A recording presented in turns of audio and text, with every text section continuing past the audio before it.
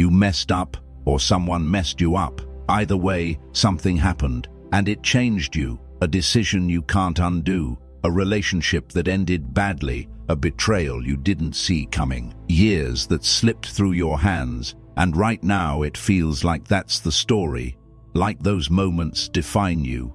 Like that's the headline of your life. But it's not. It's a chapter, and none of it has the final say. Because in this video, you're going to learn how to break the grip your past has on you, and turn the very things that almost broke you into the foundation of your strength. But before we go any further, there's something you need to understand.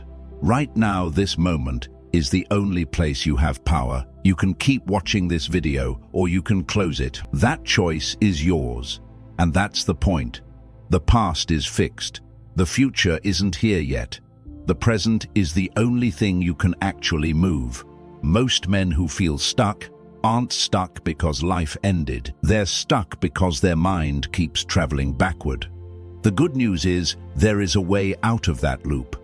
And it starts right here. If you stay with me through this video, I'm going to show you exactly how to stop replaying your past, how to stop letting regret define your identity, and how to rebuild yourself with discipline, clarity, and control. Not theory, not motivation that fades tomorrow. A real shift in how you think. A shift that takes you from being dragged by what happened to directing what happens next. But you have to stay, because the difference between the man who stays stuck and the man who moves forward is one decision. And you're making it right now. Good. So let's talk about why you're actually stuck. Because it's not laziness. It's not a lack of intelligence. It's not even weakness. It's this. You're still arguing with reality. You keep replaying the moment like it's still on the table. You go over the conversation again. You imagine what you should have said. You picture the stronger version of yourself, handling it better. You tell yourself you're learning from it. But most of the time, you're not learning, you're reliving. There's a difference. Learning extracts the lesson and moves forward. Reliving keeps the wound open. Think about how much time you've spent mentally negotiating with something that already happened. If I had just waited, if I hadn't trusted them, if I had been more disciplined, if I didn't mess that up. You're trying to win a fight that ended years ago. And every time you do that, you freeze yourself in that version of you. That's why it feels like you haven't moved. Because part of you hasn't. You're physically in the present. But psychologically, you're still there, still in that breakup, still in that failure, still in that embarrassing moment, still in that betrayal. And here's the part that's hard to hear. The event isn't what's controlling you anymore. Your resistance to it is. Stoicism starts with something brutal but freeing. It happened, not it shouldn't have. Not it wasn't fair. Not I didn't deserve it. It happened, and the more you fight that fact, the more power it keeps. Most men think they're stuck because the past was too painful. But often, they're stuck because they never fully accepted it. They keep hoping, on some level, that it could have been different. But acceptance isn't approval. Acceptance doesn't mean you liked it. It means you stop pretending. It's negotiable. And the moment you stop arguing with reality, you free up energy. Energy you've been burning for years. Imagine how much mental space regret takes up, how much focus shame steals, how much emotional bandwidth resentment drains. Now imagine reclaiming that. That's the beginning of strength. Not pretending it didn't hurt. Not acting cold. Just saying it happened. And now I decide what I do with it. That's the first real step forward. Once you accept that it happened, something shifts. Now you're no longer fighting the past. You're standing in the present. And this is where Stoicism becomes practical. Because Stoicism is built on one idea that can change your entire life. There are things you control, and there are things you don't. You don't control what already happened. You don't control who betrayed you. You don't control who left.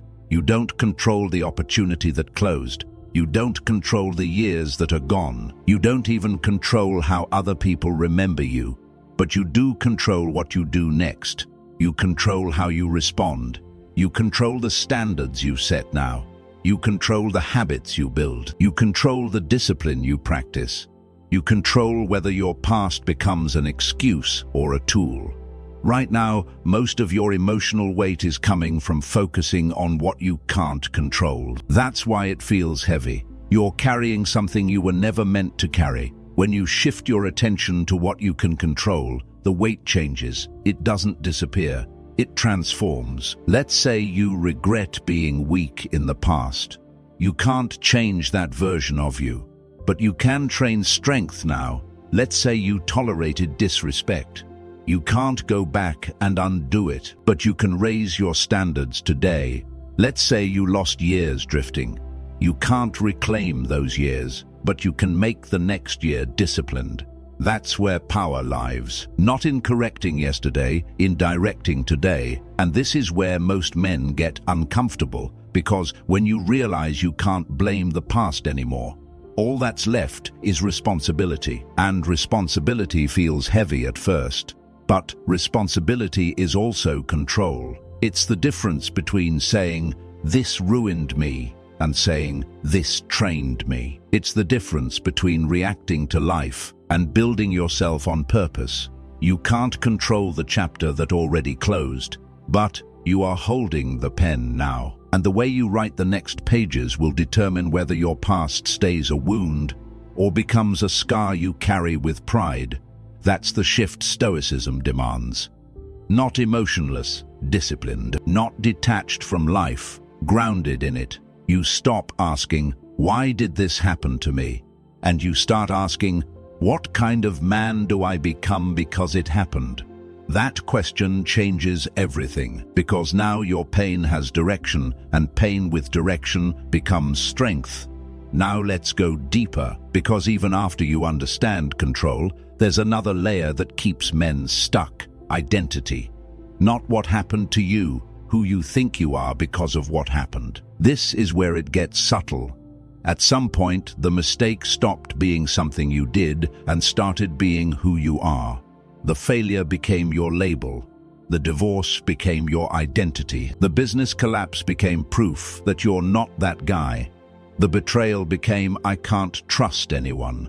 You fuse the event with your self-image. And once that happens, you don't just remember the past, you live inside it. If you believe you're the guy who always messes things up, you'll hesitate when it's time to lead. If you believe you're the guy women leave, you'll act guarded before anything even goes wrong.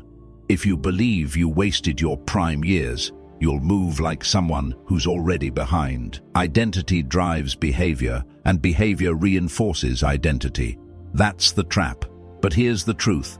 Most men never hear. Trauma changes you, failure changes you, betrayal changes you. But change is not definition. You are not the weakest version of yourself frozen in time. You are a moving target every day. Right now, you might be carrying shame about who you used to be. But that version of you was operating with the awareness, discipline, and emotional control you had at the time.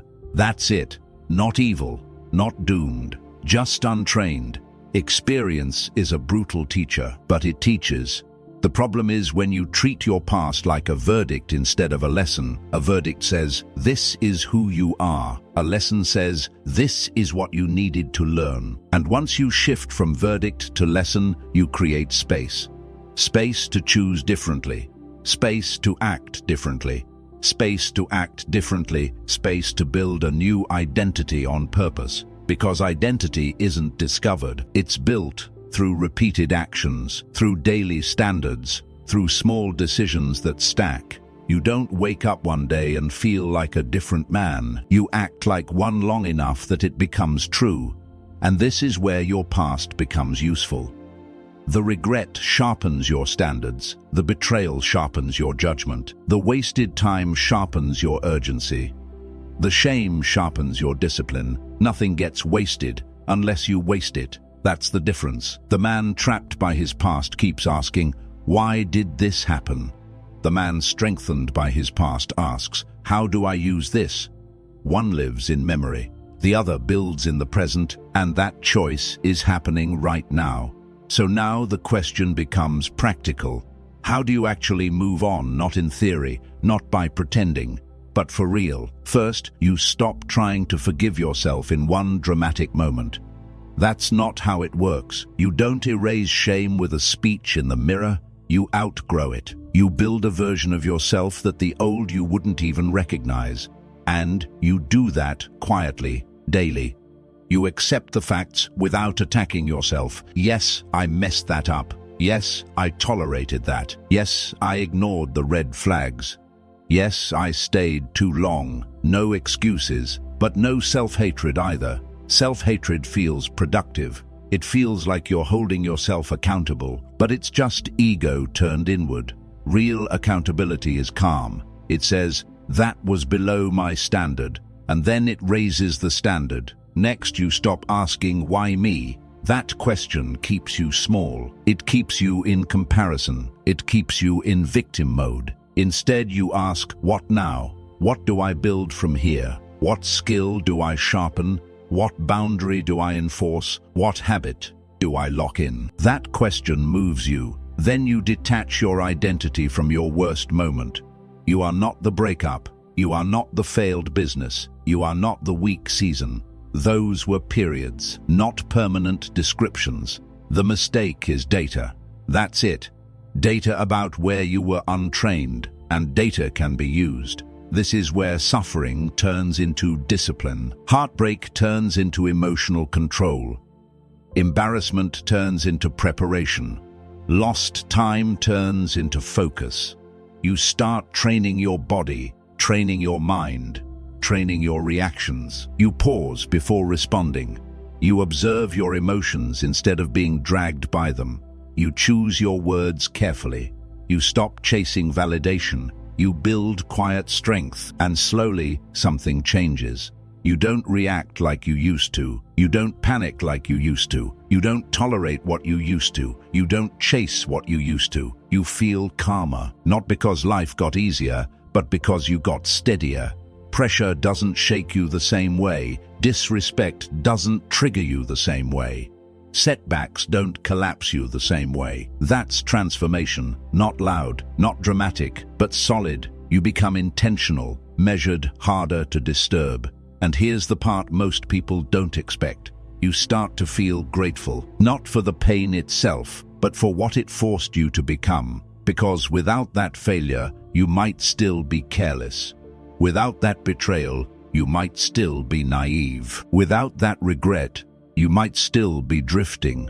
The pain carved something into you, and instead of resenting the scar, you start carrying it with pride. That's when you know you've moved on. Not when you forget, but when you remember without collapsing.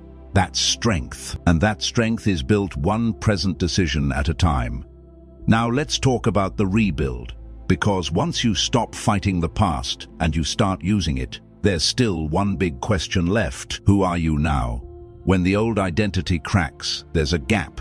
You're not the guy you used to be, but you're not fully the man you want to become either. That in-between phase feels uncomfortable, unstable, almost empty. But that space, that's where you get to choose. Most people drift into their identity. They let circumstances decide. They let other people label them. They let one bad season define the next 10 years. You don't have to do that. Identity is built through repetition. What you do daily becomes who you are. If you train daily, you become disciplined. If you react daily, you become reactive. If you blame daily, you become bitter. If you take responsibility daily, you become powerful. It's not dramatic. It's quiet. It's what you tolerate, what you practice, what you repeat when no one is watching. You say you wasted years. Then let this year be structured. You say you were weak. Then train strength. You say you were impulsive. Then practice pause.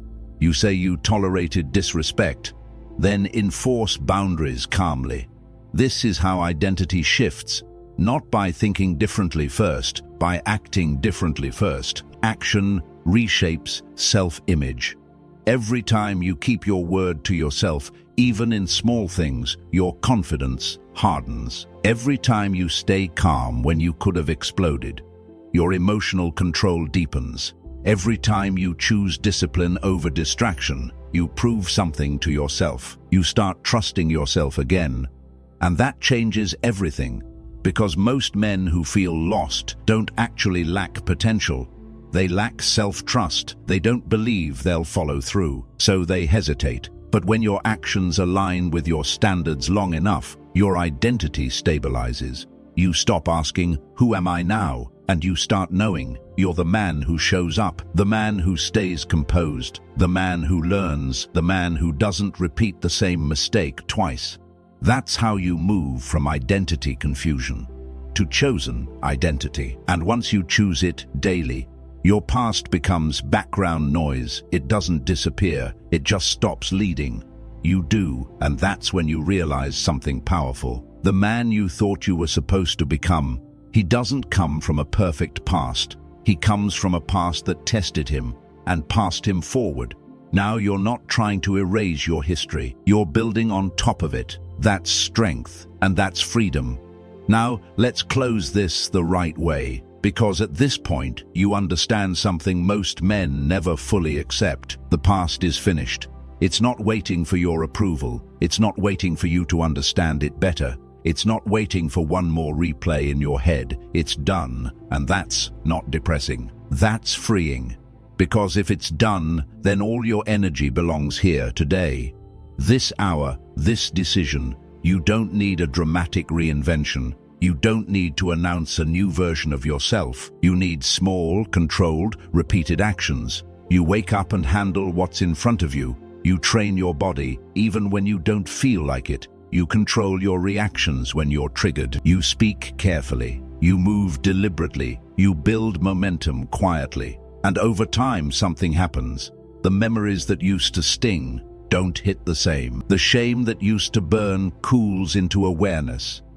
The betrayal that used to harden you sharpens you instead. You stop seeing your life as before it went wrong. You start seeing it as after it made me stronger. That's the real shift. You don't erase the past. You outgrow it. You don't deny the wound. You turn it into a scar. And scars don't hurt every time you touch them. They remind you that you survived. Right now, your next chapter is unwritten, not in theory, in reality. The man you become this year is built by what you do this week, what you do tomorrow, what you do after this video ends. So here's the question I want you to sit with. Are you going to keep replaying the chapter that's closed? Or are you finally ready to write the next one with intention? Drop a comment and tell me what's one standard you're raising starting today. Make it real, make it specific, because strength isn't a feeling. It's a decision repeated. And if this helped you see your past differently, make sure you like the video and subscribe. This channel is for men who are done drifting and ready to build themselves on purpose. The past is finished, but you're not. Thanks for watching. I'll see you on the next one.